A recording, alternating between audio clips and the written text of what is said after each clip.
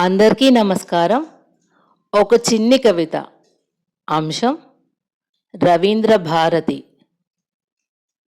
కళను ప్రేమించే హృదయానికి వృద్ధాప్యం ఎప్పుడూ దరిచేరదు. కళను ప్రేమించే హృదయానికి వృద్ధాప్యం ఎప్పుడూ దరిచేరదు. కవితను ఆస్వాదించే మనసు ఎప్పుడూ వెలితి చెందదు. అందుకే ఆ కళా నిలయం ఎప్పుడూ కలకలలాడుతుంది. నగర హృదయంలో నిశ్శబ్దంగా నిలిచిన ఓ వృక్షంలా, ఎన్నో కలల పక్షులకు ఆశ్రయం ఇచ్చే గూటిలా, దాని గడప లోపలికి దాటిన ప్రతి స్వప్నం రంగుల రెక్కలు తొడుక్కొని ఆకాశమంతా ఎగిరిపోతుంది. అది కేవలం ఇటుకలతో కట్టిన భవనం కాదు, కాలం చెక్కిన సాంస్కృతిక శిల్పం. ఎన్నో గుండెల స్పందనలను విని, ఎన్నో ప్రతిభల తొలి అడుగులను చూసిన సాక్ష్యం.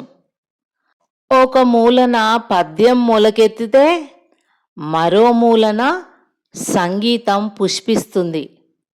ఒకవైపు నాట్యం వర్షమై కురిస్తే మరోవైపు నటన మెరుపై మెరిసిపోతుంది. అక్కడ వేదికపై నిలబడిన కళాకారుడు తనను తాను మరిచి కళగా మారిపోతాడు. అక్కడ వేదికపై నిలబడిన కళాకారుడు తనను తాను మరచి కళగా మారిపోతాడు. ప్రేక్షకుల చూపుల్లో వెలిగే ఆనందం అతని శ్రమకు దొరికిన అమూల్యమైన బహుమానం. సముద్రం ఎన్నో నదులను ఒడిలో చేర్చుకున్నట్లు రవీంద్ర భారతి ఎన్నో కళా ప్రవాహాలను హత్తుకుంటుంది. అది ఒక భవనం కాదు, సృజనకు చిరునామా, ప్రతిభకు తొలిమెట్టు, కళలకు కనబడే రూపం. కాలం పుటలు తిరుగుతున్న దాని గోడలపై కళల ప్రతిధ్వని చెరిగిపోదు.